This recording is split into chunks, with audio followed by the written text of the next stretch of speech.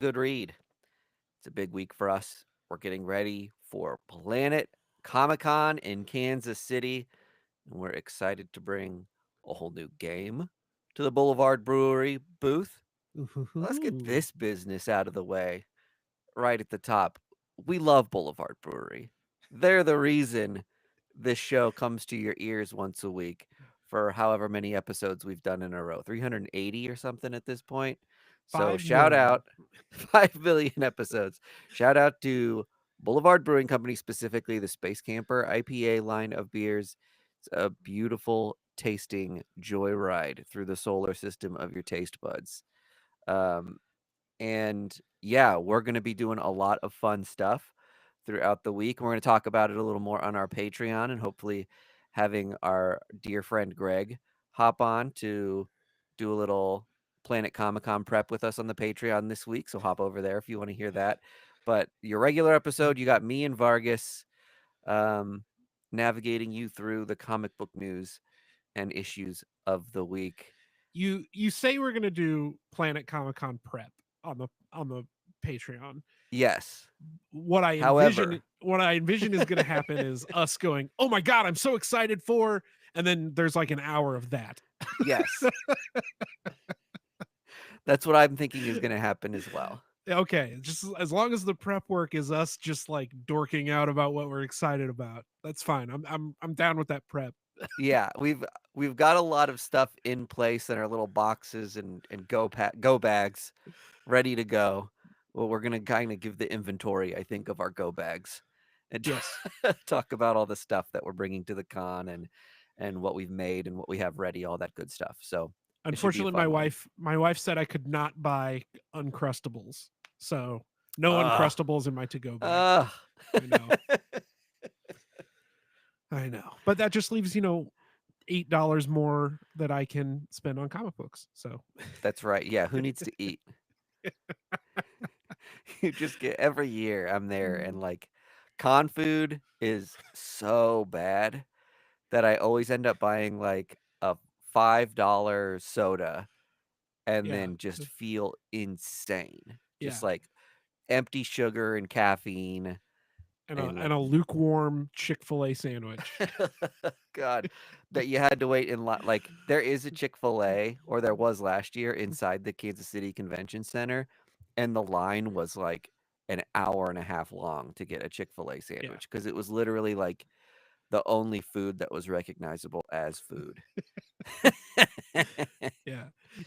That's one thing I didn't reflect on at C2E2 Yeah. was the food was better. I mean, it's still like football stadium food, you Yeah, know. C2E2 does a nice thing where they create this kind of like yard picnic area. Yeah. And they've got some like higher scale food vendors around that.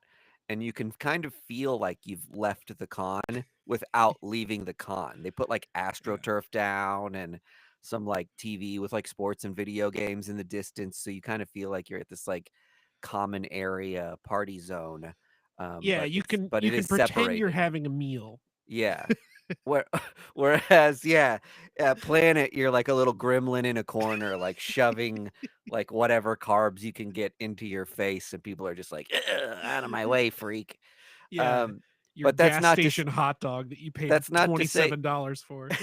that's not to say the Kansas City. I don't want to dissuade people from coming to the Kansas City Con. The one of the great things that Yeah. about our con is that if you're able to leave it for a little bit, there's like an awesome party district within walking distance that has a bunch of higher end um, food places and bars and grills and all kinds of different places to get a bite to eat and hang out for a little bit and take a break.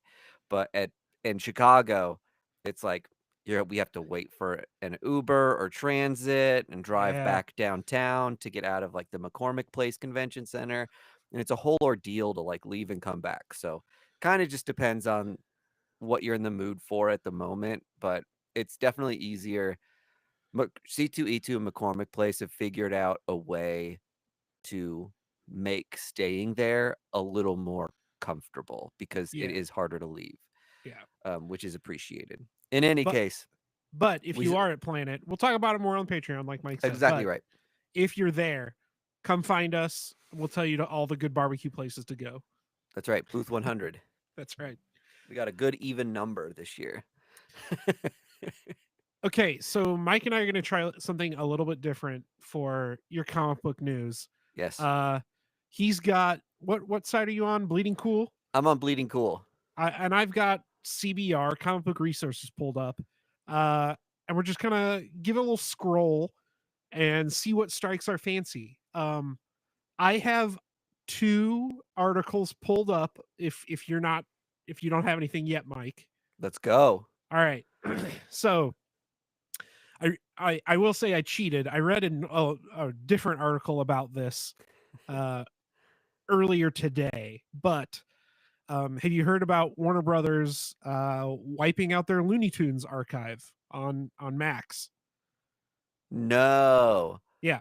So they pretty much buried everything Looney Tunes Uh huh. uh, off of Max. It's just gone. Um, and it equates to about 95 years of animation just nuked off the planet. Um, and that is kind of a an I don't know uh, exemplar of the other things they've been doing with that platform. Yeah. You know that there's that famous the Looney Tunes movie, uh, Oh, Coyote versus Acme yes. that they nuked earlier. Yep. And they also chose not to release The Day the Earth Blew Up, which was their most recent Looney Tunes movie, Okay. which A actually couple. released in theaters March 14th. And I had no idea. Oh, bizarre. I know that a handful of critics were able to see some of these Looney Tunes movies too, and I don't know if they're barred from talking about it, but I think the general sentiment was that they were like watchable. It's not like Uh, they were terrible. the I so The Day the Earth Blew Up is getting like B minus B reviews, right? Okay. You can go see that now. It's in theaters. It's in theaters. Uh, Okay. the Coyote versus Acme movie was apparently like Oscar worthy comedy. Oh, Like yeah. everybody who worked on it, everybody who saw the working cut was like, this is a phenomenal movie. Mm. And it just got written off for tax reasons because Zaslav hates entertainment. Yeah, I hate the whole tax reason thing. It's pretty rough.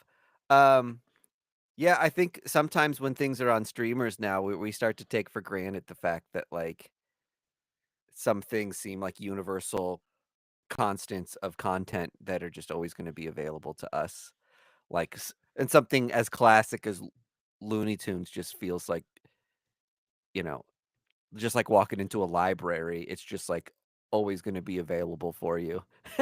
Yeah. So yeah, a little odd. You almost wonder if like we're going to get to a point where every property ever is going to have its own streaming service, and you're going to have to pay $3 a month for continual access to like Looney Tunes. You know what I mean? Yeah. Well, and I mean, yeah, that's ideally probably what these companies want, right? Yeah. Because that gives you the opportunity to judge what uh people want, like what people want to see, right? So Yep. even if you have like, I mean, I know you and I have chatted about Kurosawa movies, but like, Hmm. who wants to watch a black and white 3.5 hour long samurai movie in 2025? Right. Nobody. But those movies are worth preserving. Like, Yep. there's artistic value in having those available. Same as there is for any kind of um, animation, right? Especially something like Looney Tunes that's like a cultural touchstone. So to see that stuff just kind of uh, completely, just wiped out off of a streaming platform is disheartening. I think Yeah. is the right word. Looney Tunes is a good reminder of like the creativity of people and like the zaniness that humanity can bring to media. Like I do think there's something about early creativity in a certain medium that is an argument against AI or a reminder to like not go fully AI with everything that gets created moving forward just Yeah. because there is that like wild human aspect and that's what makes stuff good that I'm all yeah, I don't know if AI will get better and better over time, but I'm just exhausted by all of the AI emails from colleagues that I read and the LinkedIn posts you see and in the comic book collecting fandom like the everybody's eBay descriptions are Yeah. AI written and it's like they give zero value. Like they say nothing about what a buyer wants to know about a comic. It just like regurgitates that it's like a great collectible and that Yeah. you should get your hands on it because it's a classic and something for every collectible should every collector should want. Yeah. Uh, and the more people use it, the emptier and emptier that stuff gets, and the more you watch just like classic stuff that was more touched by the hands of original people who were forced into an environment where they had to be original, and you're like, this is good stuff. Yeah, exactly. Uh, All right, I all think right, I you saw okay, so a poignant moment. I think I saw yeah. an XQCD uh comic about AI, and it was a guy and he's like, "Hey, check it out. I can take this bullet point and have AI expanded into, a 3 paragraph email so I sound smarter." And then the other side of the comic is a guy sitting at a computer and he says, "Hey, check it out. I can take this 3 paragraph email and have Hmm. AI condense it down to a single bullet point." Yep. And it's that bullshit, right? Yeah, right. Love it. All right, it's my turn. It's your In our turn. war of headlines, Marvel Comic relaunches Fantastic Four with an all new #1 in July.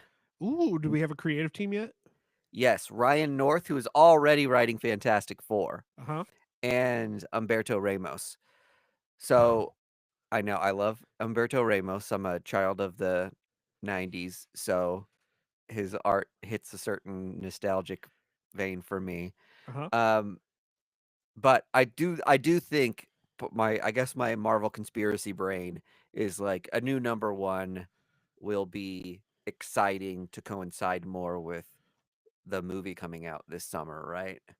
Yeah. And so it's since Ryan North is still writing it, it's probably a part of like the hype machine for the movie or maybe to like tweak some things so there's some confluence between what's happening in the movie and what's happening to comics that makes it a little more easy to onboard into a new #1. I always Mhm. see like a bunch of discourse on Reddit every time Marvel does a new first issue where people are like, I hate this. Why can't we keep stuff going the way it is and um, have these long running titles? And I think this is just like at its essence, it is a long running title.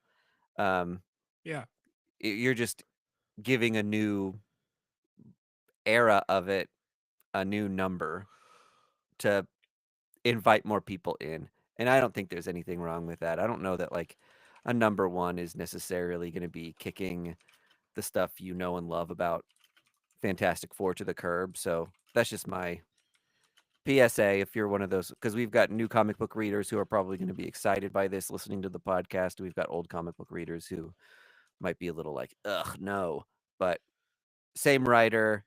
He's been doing kind of one shot issues of Fantastic Four for a good while in his series that they tell this longer ongoing narrative, but they feel like the classic Stan Lee issues in that you can pick it up and kind of get told like a complete little nugget of a story that generally makes the whole series a little more accessible.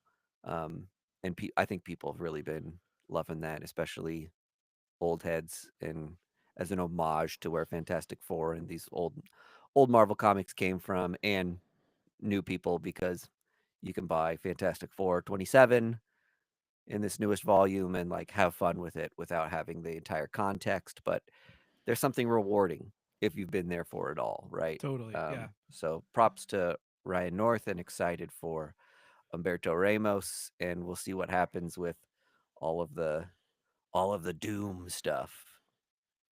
That'll I probably have. be coming into a climax this summer. Oh, definitely. Um, I have such a skewed view of Humberto Ramos's art, Mm-hmm. um, because he's so ingrained in Spider-Man, at least for Yeah, me. I kind of have a hard time picturing what his Fantastic Four would look like in my head. yeah. What's his version of the Thing gonna look like? I don't know. Probably really, really huge.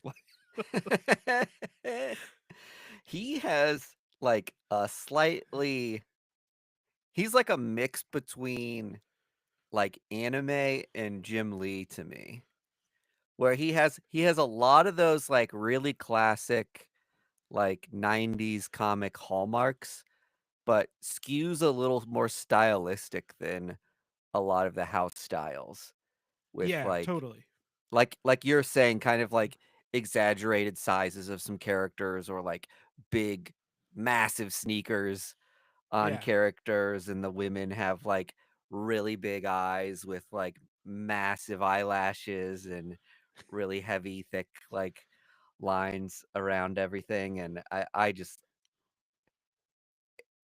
I there's something about this that, like, I don't know if it translates for people who are looking at Humberto Ramos's art now, but his stuff makes me feel like a kid again, because I just grew up reading like Crimson and Impulse, and gravitated towards a lot of the stuff that he was working on when I was a teenager.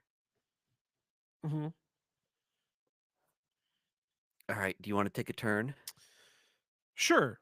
Uh, CBR has an article that is Marvel CBR versus Studios. Bleeding Cool. That's That's what we that's should right. title this article or episode. Marvel Studios confirms the MCU's first canon event. So let's see, 24 shows and 33 films released on the MCU. That's an insane amount. Wait, one more time. What is happening? So the article is about Marvel Studios confirming the MCU's first canon event. So they have this idea that a canon event can't be messed with, right? Oh, Like on the timeline. okay. Like Yes, even if you time travel, it has to happen, right? this It's a is canon event. language that comes from like Edge of Spider-Verse.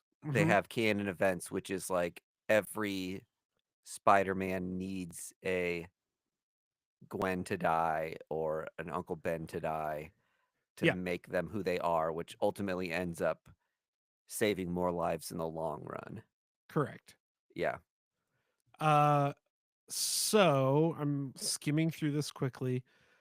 There's a book that recently came out, Marvel Studios, The Marvel Cinematic Universe, An Official Timeline, which has a canon chronology of canon events, Hmm. which says, let's see, the creation of Mount Wundagore. Is that what it is? Let's see. No, it looks like it's uh, the book confirms in an entry called The Handiwork of the Celestials, which depicts the beings as one of the oldest and most powerful forms of the universe. Okay, that doesn't tell It's me funny that the anything. movie that people like least recognize as part of the MCU is being referenced as like maybe one of the most important moments in the in the MCU. Right. If I'm understanding you right. Yeah, I think that's what they're trying to say. This is not written well, but Shots at it's CBR. well, I'm Maybe they're not having saying. AI write their I was articles. gonna say I'm sure it's not AI, but um, okay. The book confirms this in an entry called "The Handiwork of the Celestials," which depicts the beings as quote one of the oldest and most powerful forms of life to ever exist. So I guess they're saying that the Celestials, the creation of the Celestials, is the first canon event, or the stuff that the Celestials do, maybe the creation of Earth or something. Yeah, it's just like the earliest moment in MCU history that we've been able to like track back to. This is one here's what this article is. This is something to get movie fans to click Yeah, based on a headline, and then it says absolutely nothing on the inside. And that's shame on you, CBR. And you're getting put into our Apple News feeds and our uh, algorithms that serve us news headlines because you're writing these things that have nothing inside of them. Screen Rant is really bad about doing this stuff where they just like take a nothing burger factoid and turn it into a great headline. yeah. Well, I mean, yeah, the article could have been a headline that's like, "Hey, Marvel released a new book, and the first canon event was y- Captain America, farting on a can or something, whatever it is." But like, this they is have to your make it 4 paragraphs. this is your 4 paragraphs to a bullet point thing. Yeah, that's exactly what this is. So I thought the article would be slightly more interesting than what it ended up being, but whatever. Okay, I see, and maybe this is old news, but it's new to me. Mark Waid to write the new history of the DC universe. Um, Ooh. and this is launching from DC in 2025.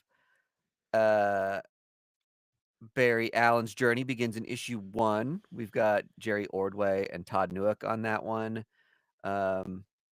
A lot of new artists, Easter eggs to loyal fans. It is a new series that is going to chronicle the timeline of DC Comics canon as it currently stands. So this kind of sounds like a, a more DC's version of what you were just kind of explaining, but there's more like actual comic news in it. In that Mark Waid is kind of saying, okay, where are we in the DC universe today, and what does that look like cleaning up the like history of how we got there? Because all these old comics that exist in I always forget Earth One, um, Uh-huh.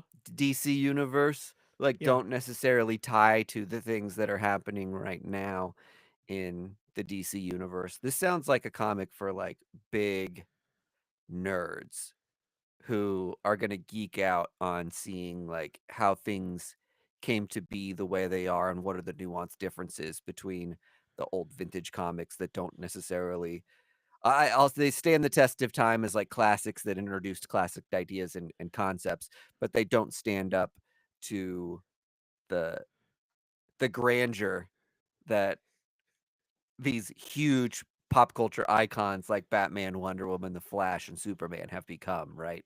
They're Right. also like throwaway and finicky uh, in their delivery. It'll be fun to give some grandeur to the history of like where we found them in the place now. Mentioning a bunch of cover artists that are all people we like: Chris Samney, Dan Mora, Art Germ. There's covers with just like every character on them Of that course. look Yeah, yeah. really fun. Just like tons and tons of people on them. Um, so yeah, that sounds like a fun one. I love Mark Waid. He was at our con last year, and he was very sweet to us. Yeah. So Crazy. That's another, we talk about this every once in a while too, where it's like sometimes you go to these cons and it's like, oh my God, it's Mark Wade and he's just sitting there twiddling his thumbs. Like yeah, nobody's going to talk to him. Everybody's too busy getting 67, baby covers signed by Scotty Young. right. And you can just go talk to the guy who wrote JLA Tower of Babel. Like it's nothing. All right, can I give you another one real quick? Totally. And then I have a really good one actually. Okay, I just have more on Todd McFarlane buying Diamond Comics distributors rumors. Yes, excellent. Which I we heard that like a month or so ago, right? But we didn't know really how much stock to put into that, and it turns out it's more of a real thing. Okay. So, just a quick note to say we're approaching a bidding war for the remains of Diamond, which it may sell for next to nothing. It may have if it has a lot more interested people in it, it might get pricey. Who knows? And then is it successful beyond that? Like we don't know. This could be like somebody spending like, millions for MySpace and then like there's like nothing to salvage on MySpace, right? Because Yeah, people have moved on by the time all the paperwork gets signed. Um, but if there's anybody in comics that could save Diamond, maybe it's a Todd McFarlane type, right? Like a totally. huge name, someone just like everyone generally loves. Mhm. Um, has had a huge impact on independent comics and Image and creating a lot of the early characters there and setting the template for what creator-owned comics, like, would become, keeping prices fair and low, um, into 2025, which is, like, nuts to see how much a Spawn comic costs next to, like, any other comic book, so he's somebody that you'd be glad to see helming something like that. As for all the problems we have with Diamond, sometimes you hate to see something like that go if it can be saved, but just done a little better. Yeah, totally. The Todd father seems like a good person to try and shepherd that back to good graces. Yep. All right, this one is an actual real good news hit. You ready for this? Yeah. Marvel is reviving Marvel Knights. Whoa, really? Yeah. And Quesada is doing the art and Whoa. Priest is writing. All right. Hell yeah. Yeah, totally. So it's a let's see, is this a one shot or a limited? It is a series. No word if it's limited or ongoing, but it's called Marvel Knights: The World to Come. And all right, here's the presser. You ready? The king of Mhm. Wakanda is dead, leaving unguarded the world's most advanced technology, most precious metal, and a cryptic vault of dark secrets, while triggering global conflicts among Marvel's heroes, villains, and mutants. With T'Challa gone and the future of the Marvel Universe teetering on a vibranium knife edge, a tribal challenge ensues for the Wakandan throne, and its mysterious victor will emerge as the new leader of Wakanda and usher in the world to come. Hey, That big sounds pretty dope. stakes. Yeah, that does sound fun. And I mean, Quesada doing art, this is crazy. It says it's the first series that he's drawn for anybody since 2007.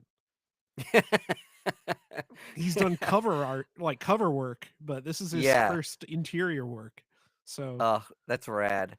I do think there's something to like the Jim Lee hush of it all that sure. is maybe making a handful of these other guys like shake the dust off and be like, yeah, why don't I give it a go and make another classic while I still can? Yeah. Well, we can ask him about that Friday Heck yeah. because Quesada's going to be at Planet Comic Con. Yeah, baby. I need to bring a little like sketchy cover to start seeing if I could get people to do little wee sized remarks. He'd be somebody that'd be awesome to have a little doodle. My Howard the Duck cover is getting that I used to do this on Yeah, and have people add a little Howard too. It's getting a little full. that's a good thing. Yeah, it is a good thing. It looks awesome.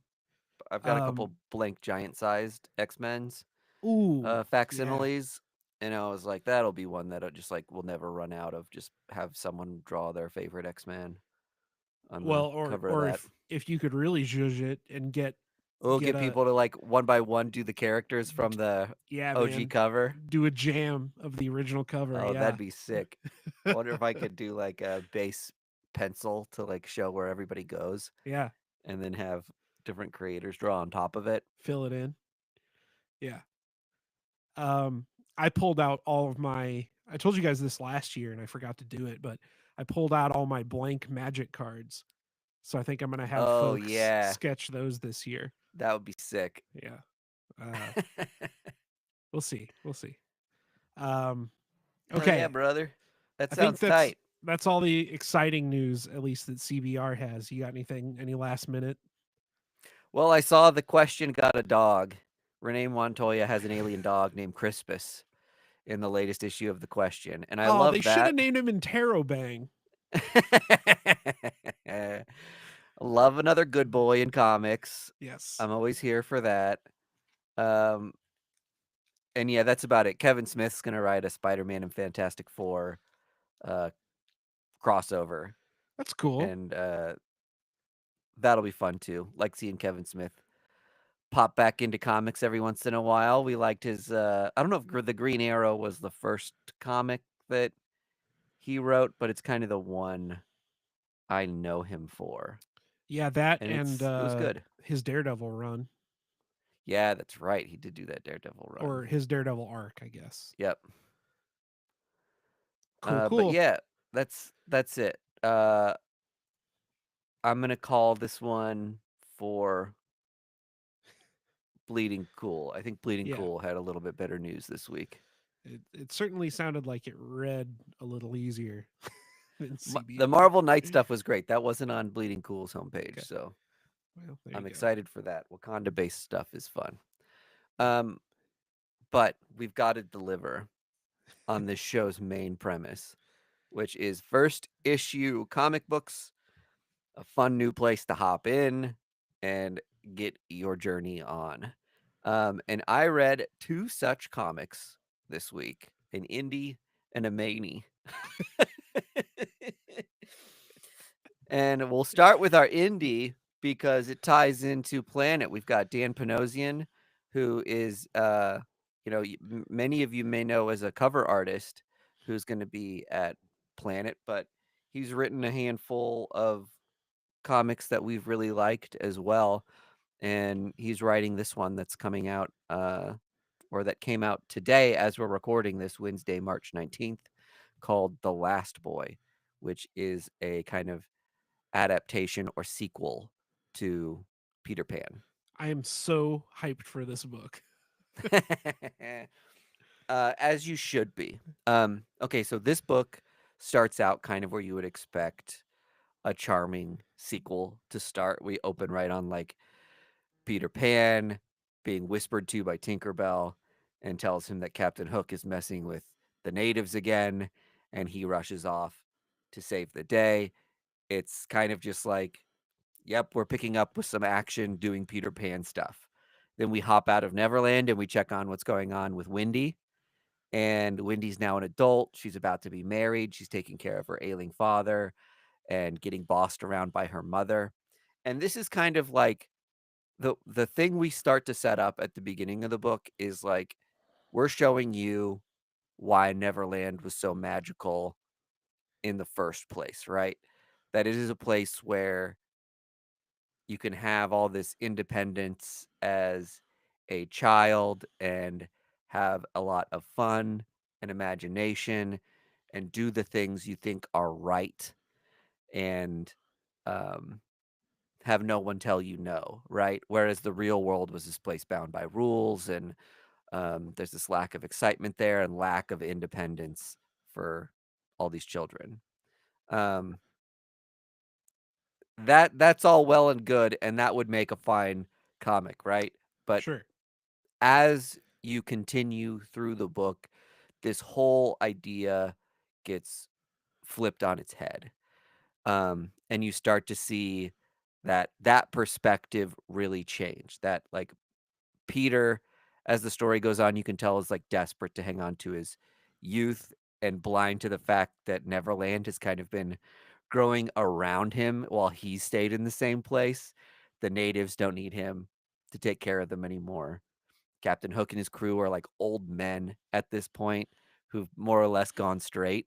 And Peter's just like harassing them because he can't let go of all the good times he used to have, right? Yeah. And Tinkerbell is kind of just like a bored shit stirrer where she's just like, I want some fun, I want some action. You and me, like I'm a magical fairy who's like locked in place and up to hijinks, and you're this little boy who's like full of rambunctious energy and like let's go fuck some shit up. Like that's kind of the energy they have. And as it goes through this, you're just like, oh, what an obnoxious child who doesn't understand um that the world is changing without him. And meanwhile, you go back and you see Wendy again and start to recontextualize her journey where she's become independent by going back to the real world, right? Hmm. She's breaking the kind of norms of 1920s society by not letting the world around her like halt her career. So she's not beholden to like her family or fiance that she's, in society supposed to be taking care of or like doting on. Um, but she's checking those boxes and having it all while also taking care of herself and creating a career for herself. She's writing a book and really going out there and has an editor, um, staying up late to make sure she does all the stuff she can do, and it's making her a better, more rounded, well-rounded person for it. Um, and I think in the next issue or two, we're probably going to see these two flip back it like into each other's lives Yeah. and really like really start to highlight um all of these like changes and what was better for them in the long run as people to grow and what it means to grow and become independent and all this stuff. So a very very layered book that started as something that could have just like easily been here's more fun and hijinks with Peter Pan, right? And Yeah. I loved that it started that way and then was like slowly over the course of reading it, you were like, "Oh, here's the real thread here." That sounds awesome. Yeah. It kind of reminds me of maybe a more real world, like adult version of Hook with Robin Yeah, Williams. right. Only you know, like grounded and realistic. Wendy has to go to work, and yeah, I know. At the end, Peter realizes that he's like, oh, the we're growing up's not so bad, but Yep. uh, kind of almost sounds like Peter in Last Boy might make a heel turn, you know, and Well, he does kind of read as the bad guy yeah, at a couple points in this, where the natives are like, "Hey, we've got this covered. We know what we're doing. We don't need your or want your intervention. Um, you're stuck in place." And then he's like, "Yeah," he's like beating up senior citizens on Captain Hook's ship. don't Just do that. because he can't believe like because he's got this one thing to hang on to, and it's that he's everybody's hero. These are the good guys, these are the bad guys, Yeah, and the good guys will always love me and support me, and the bad guys will always hate me and lie to me. And the world is more nuanced than what a child story would lead you to believe. sure, And, you know, it's another layer to that point of this comic in particular. So really cool. good stuff. I'm jazzed about it. Yeah. All I right, hope and the I hope we oh get a special variant or artist exclusive at the con oh at the con, is yeah, what that I'm would be actually awesome. hoping for. Yeah, So I would love to. I don't have a. I read it. I bought it digitally today, so I'd love to pick up an actual copy and have him sign it if we can.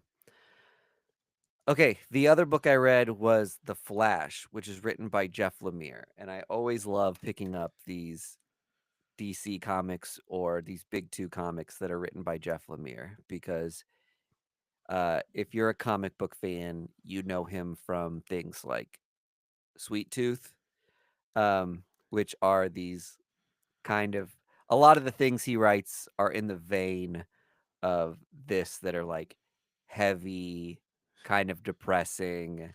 There's a lot of, Yeah. like, loss and grief, um, and themes of, like, losing yourself or losing your childhood innocence and kind of, like, having to overcome depression to see who you are again, and and to have that writer who writes those sort of things very prolifically, like, write The Flash, like, one of the funnest DC characters, Yeah. like, is always just like, "What is he gonna do with that?" Like, he wrote, a Peacemaker book a few years ago, and that was another one that was just like, gosh, what a random, fun DC character and what a random creator to put on it. So, exciting to just see where that goes. All of these Absolute books so far have had such fun, incredible art, and that's, like, definitely still the case here.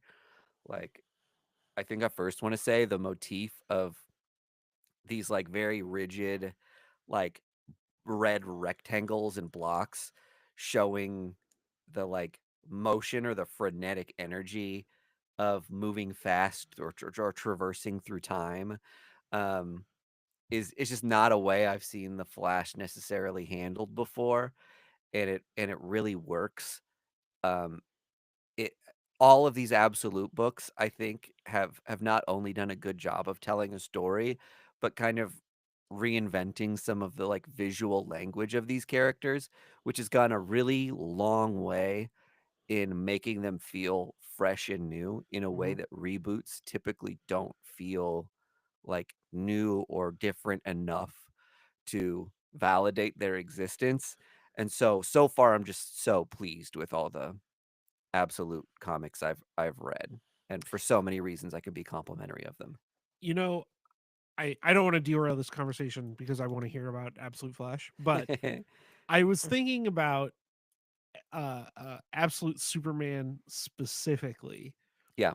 and I realized that Absolute Superman is the kind of story I wanted, Superman Red Sun to be. Oh, yeah, sure. Because I picked up Red Sun and I was like, "Oh yeah, Comrade Superman is going to destroy the United States." Yep, And that book, I mean, granted, it's a product of its time, all that kind of stuff. yep, DC's not going to let Mark Millar do that, but um, Superman just ends up being Superman, but only he's has a hammer and sickle on his chest instead of an S, right? yes, Like right, it's pretty much the same character with window dressing, and that's the point of the book is that Superman's always going to Superman, yep, regardless of where he lands. But yep, um, these Absolute books are what I wanted out of that kind of material, where yeah, it's a material fundamental change to what the character is, uh, but it's still they still all hit the same way as heroes. Like what makes yes, them heroes is still there, but all the superficial more superficial stuff is all changed. yeah. A Superman that lives in a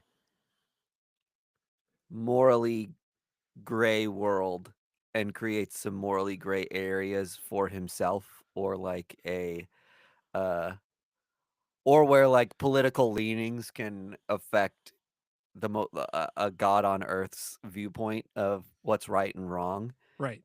is an endlessly interesting story, and I think it's been really tough for DC to and I understandably so, I think, to, like, let anyone change the nature of this character because people do view Superman as a symbol of something that kind of transcends, uh I don't know, the whims of, like, change, that Yeah. he's just, like, always moral, always saving lives, like never taking a side. But at some point, that does it's exciting to see Clark Kent want to take a side. Yeah. Right. I That's think exactly right. Yeah. I think we're at a point now too where we can say, hey, here's a parallel universe version in different circumstances that like let's see what happens. And as readers and fans, we can let the archetype of Superman exist over here and stay untouched while still have a lot of fun with these side stories. And I think both publishers, both of the big two, are getting better and better about being like, yeah, let's play with the characters more, or like, let's be a little more lenient on some of the universal truths of who Peter Parker is and who Clark Kent is and who Bruce Wayne is. Totally. Especially, and I mean, Absolute Batman is the one that's taken it the farthest, the fastest. Yeah. That he's just like cracking skulls left and right. Yeah. Totally. Well, and uh, in that last issue, maybe it was issue 5, whatever, yep. when he makes the bat signal out of the pile of money, the bribe money. Yeah. It's like, Jesus, that's so cool. Yep. uh, Yeah, a lot of iconic moments already in those yeah, comics. Just because you're allowed to put the characters in situations that they've never been allowed to be put in before. totally. So, of course, you're going to have some moments that you're just like, wow, how's it been 90 years and I've never seen Batman do this or that the other before, Yeah. which is very striking. Um, okay, so this first issue of The Flash, off the bat, I already said very striking art that I loved. So, Yeah. it's already got that going for it. If you're an art driven person, I say pick this up. Um, easy accessibility point.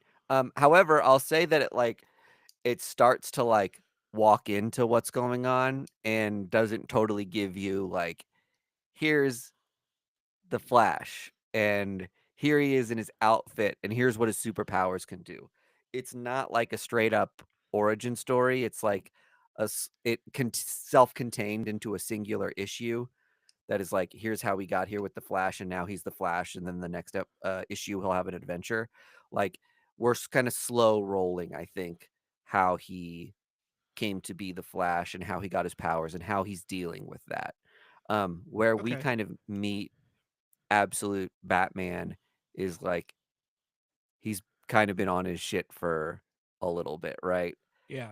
This book is starting with like a teenager who is trying to find their place in the world and then has like just accidentally stumbled onto getting superpowers, and by the end of it like hasn't the extent of those powers haven't been made known to us, and um obviously there's no concept of like what they're going to do with those powers, so a lot remains to be seen about this book. But what I can tell you is our star is Wally, and Okay. he's an army brat, and he's popping around from base to base with his dad, who's a colonel, and hasn't been able to make friends, which is making him kind of like a moody little goth teen. And then also at the army base is Barry Allen, who is the like lead scientist, and he kind of takes a shine and sees himself in Wally. Um, Takes him under his wing and starts to say like, "Hey, mate, you're a smart kid. Maybe you can start helping out with some of the stuff, and we can give you some direction in life because your dad's maybe not giving you the attention someone your age needs when they've been moved around so much that they can't make friends." So this is also like again really nice nuanced stuff you get with Jeff Lemire is like all like the teenager feelings stuff Hmm. that he's like really really good at. Um and in doing so, you see all kinds of like fucked up experiments and things that the government has their hands in that these army scientists are doing all this like stuff. And I think Barry's intentions are good. He's like, obviously, we're working for the army. Army's interested in weapons. Um, I see that as like a means to start on a path of bigger, like more altruism. That yeah, the short-term plan here can be weapons, but there's a grander task at hand here once we move beyond the weapons. And Wally comes back to the uh, lab late one night. Barry's running an experiment, and uh, things go wrong. And then at that point, something has happened wherein Barry's world has gone out of sorts, and he's experiencing like flashes of like moving here, moving there. The story is kind of told in like a 1 day ago, 1 year ago, 2 weeks from now, today, kind of format that like lends itself well to the like frenetic art style of like jumping around and being out of time and not understanding um, where you are in time and place that Barry might be experiencing with getting used to his or sorry that Wally might be experiencing in getting used to these powers. So all that to say that I think this is gearing up to be a book for comic book readers, Mhm. that I don't know that I would give this one to someone who's completely new, because the format of it is a little hard to wrap your head around because of like that frenetic feeling. And being Sure. someone who kind of understands the essence of the Flash, it's easy for me to read that and be like, "Whoa, what a cool device to get across the vibe of what this character is experiencing." But if you're someone new who's just expecting like, who is this new character and what's his origin story, I think it's a little tough to, one, walk away from the first issue and like still not fully understand what's going on, and then two, yeah, kind of have that atypical um, timeline throughout the comic. So big recommend if you're a fan of Absolute stuff so far, and a Jeff Lemire fan and a Flash fan, like really fun superhero stuff.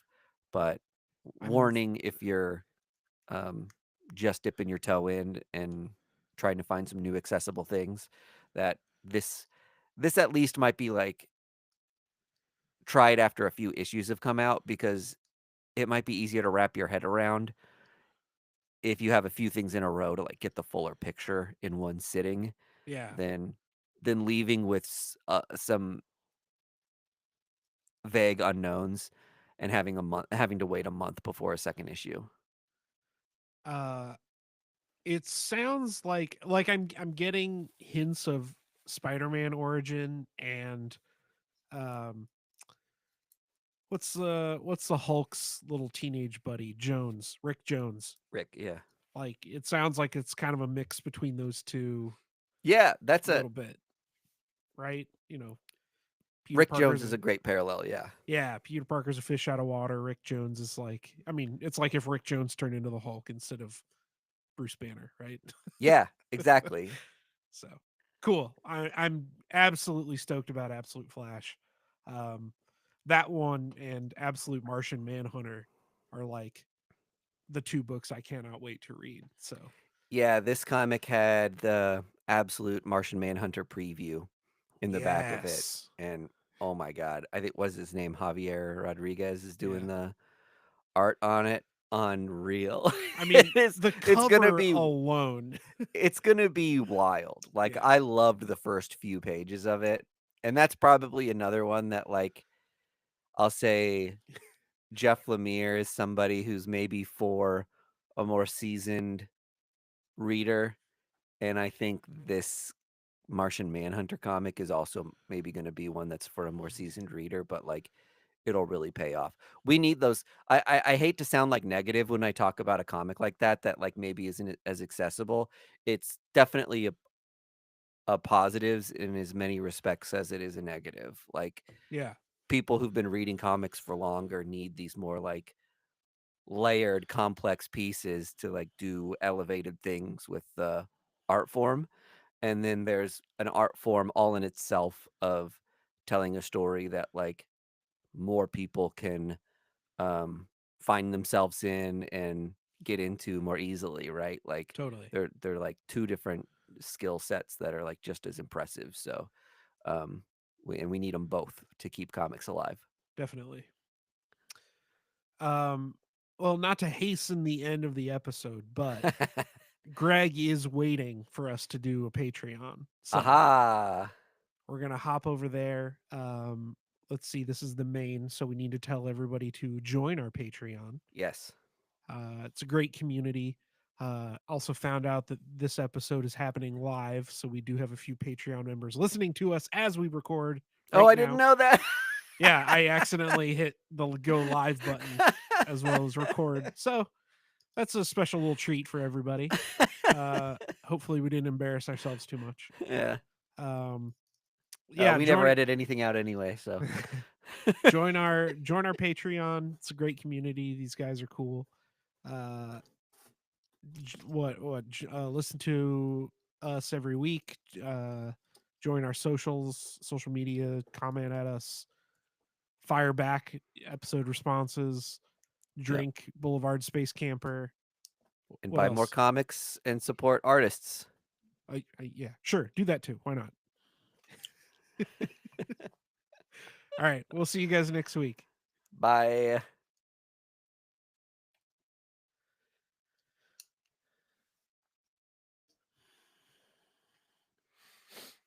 So, all right.